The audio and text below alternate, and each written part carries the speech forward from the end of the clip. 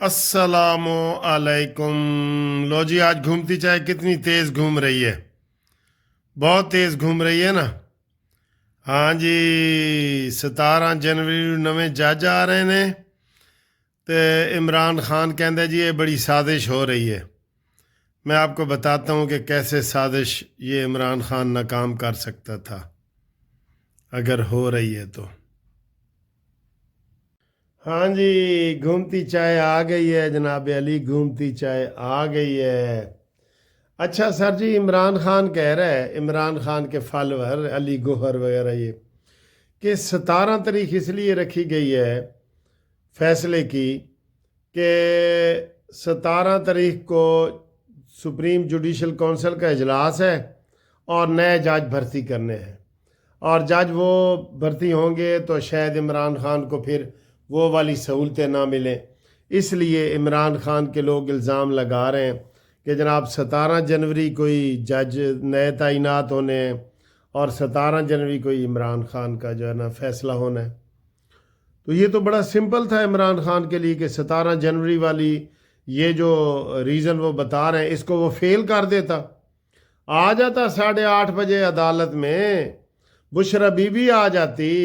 ना बुशरा बीबी आई, ना मानीमेंटल आया, ना उन्होंने वकील आए। कहते असी तो बाहर खलोते सा जी, बाहर धुप सेक रहे सो, बाहर क्यों खलोते सो। जज ने अंदर आवाज़ें पढ़ रही हैं, मानीमेंटल बनाम सरकार, इमरान खान बनाम सरकार, बुशरा बीबी बनाम सरकार, और ये बाहर खड़े हैं, ठीक है। और फिर ये कह रहे हैं कि जनाब इस वास्ते 17 जनवरी। और मकारो, तुम्हारी अंदर से ना तुम बुज़दिल हो, जैसे मैंने पिछली वीडियो में बनाया है, वो टोपियां सर पे चढ़ा के आ जाते हो। तुमने कहा जितने दिन हम बच सकते हैं बचे, और तुम्हारे जहन में ये है कि असी इनू ज़रा 20 जनवरी तो भी अगे ले जाइए ना। वो तो जज ने 3 दिन की तारीख डाली है ना, तो 20 जनवरी ਨੂੰ शायद कोई ए खुदा मेरे अबू सलामत रहें, याद है ना थानू। हाँ, वो अपना ट्रंप नवा प्यो उन्हां दा ਉਹ ਆਵੇ ਤੇ ਉਹ इमरान ਨੂੰ बचावे, शायद फैसले तो बचा लवे। नहीं नहीं नहीं, ये बात ऐसी नहीं है, ये झूठ के पलंदे हैं और तुम मक्कार हो।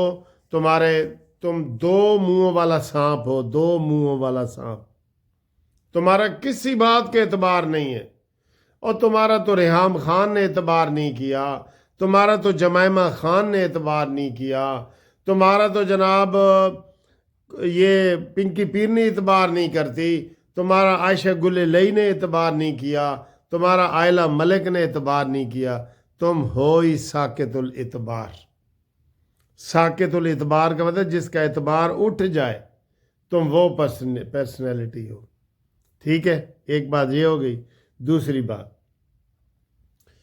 ख्वाजा आसिफ ने अभी अभी कहा है कि मुज़ाकरात तब होने चाहिए थे कि इमरान खान 9 मई के ऊपर माफ़ी मांगता।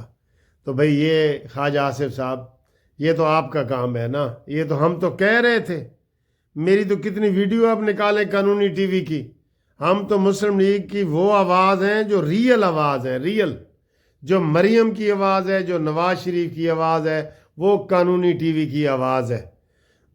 और हम अल्हम्दुलिल्लाह बचपन से पॉलिटिक्स का भी सबक पढ़ रहे हैं, उसके भी स्टूडेंट हैं, कानून के भी स्टूडेंट हैं, आपको मशवरे हम देते रहते हैं।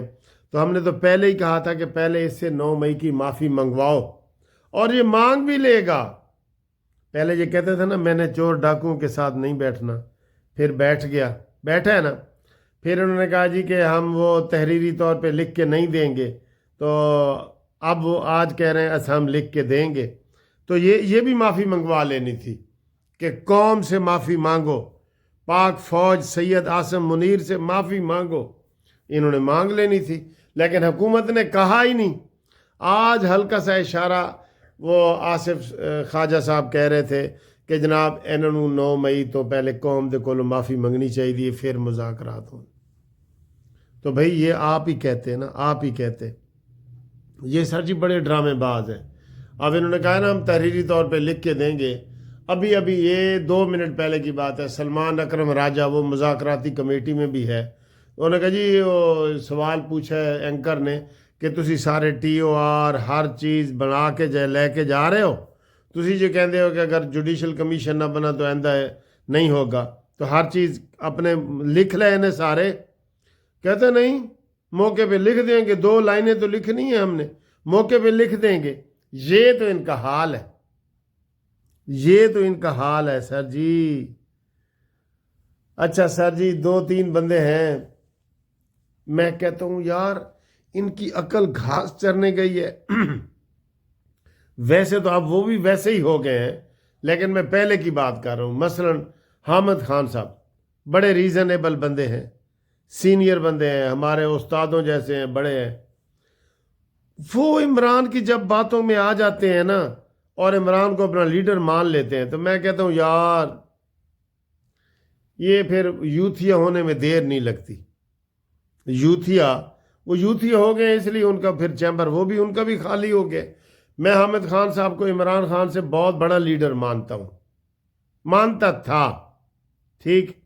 اور دوسرے جناب یہ آصف سے یہ ہمارے استاد محترم اصلی لطیف کھوسا صاحب، ان کو بھی میں عمرانڈو ہونے سے پہلے عمران خان سے بہتر سمجھتا تھا کہ یار عمران اس لائق نہیں ہے کہ وہ ان کا لیڈر بنے. لیکن اب وہ بھی چونکہ عمرانڈو ہو گئے ہیں، تو اب وہ بھی جب عمرانڈو بندہ ہو جاتا ہے نا، اپنا دماغ کو تالا لگاتا ہے، پھر وہ اپنا دماغ استعمال نہیں کرتا. پھر عمران کہتا ہے آنکھیں بند کرو، وہ بند کر لیتے ہیں. عمران کہتا ہے آنکھیں کھولو، وہ کھول لیتے ہیں. عمران کہتا ہے سٹ ڈاؤن، وہ بیٹھ جاتے ہیں. عمران کہتا ہے سٹینڈ اپ، وہ کھڑے ہو جاتے ہیں. پھر ان کا یہ ہوتا ہے اپنا دماغ بند کر دیتے ہیں. یہ ہو گئے. بابر روان بھی اسی میں آ جاتا ہے، مطلب وہ بھی ظاہر ہے وہ بے نظیر کے بڑے قریب رہے ہیں، تو ان کی ایک وہ سیاست ہے نا.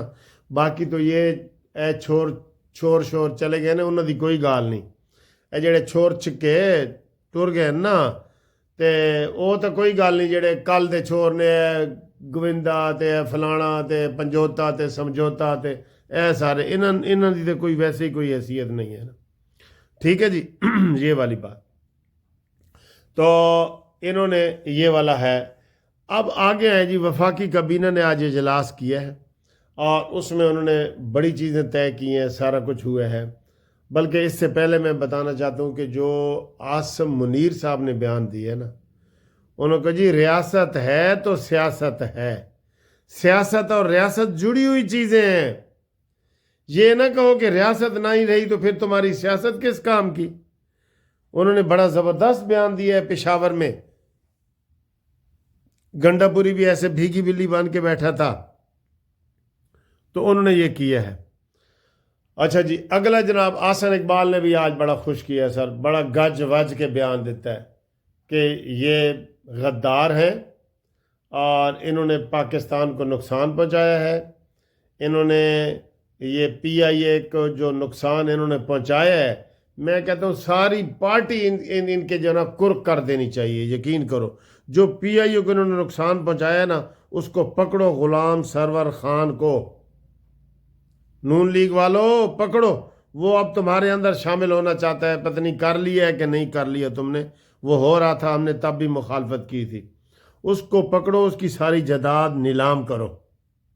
ٹھیک ہے، نیلام کر کے نیا اڑان پاکستان میں اس کو شامل کرو. غلام سرور خان کو نہیں، اس کی جائیداد کو اس کی جائیداد کو. ٹھیک ہے سر جی. تو یہ صورتحال ہو گئی. اور اس کے علاوہ جو وہ ٹرائل ہے آرمی کا، کل شاید اس کا فیصلہ آ جائے. روز ہم یہی کہتے ہیں.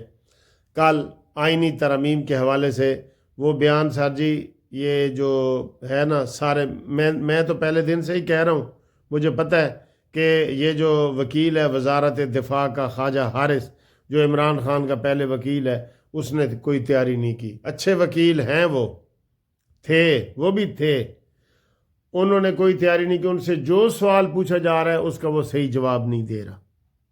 یہ ذہن میں رکھ لو، یہ ذہن میں رکھ لو.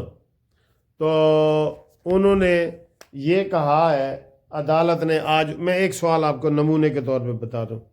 عدالت نے کہا ہے جی کہ یہ جو 9 مئی کا واقعہ ہے جس کے آرمی میں ان کا مارشل لا کورٹ ہوئے ہیں، مارشل لا میں کیس چلا ہے کورٹ مارشل میں، تو ان کا آرمی کے ساتھ کیا تعلق ہے، کون ان کے پیچھے تھا؟ تو کوئی ان کے پیچھے تھا آرمی کا بندہ، وہ نیکسز ملانے کے لیے، انٹر لنکڈ کرنے کے لیے، تاکہ ادھر سکی سنی دو میں قابو آ جان نا۔ تو خواجہ حارث کہتا ہے کہ نہیں، کوئی نہیں تھا۔ اس کو کہنا چاہیے تھا کہ ان کے پیچھے جنرل فیض حمید تھا، یہ کہنا چاہیے تھا۔ وہ کہتا تو ان کا وہ پوائنٹ مضبوط بنتا ہے نا کہ بھئی فوج کے ساتھ، جنرل فیض حمید کے ساتھ مل کے انہوں نے بغاوت کی ہے، وہ ان کے پیچھے تھا، وہ ان کو گائیڈ کر رہا تھا، یہ بنتا تھا نا۔ تو خواجہ حارث کہتا نہیں، یہ ان کے پیچھے فوج کا کوئی بندہ سازش میں نہیں تھا۔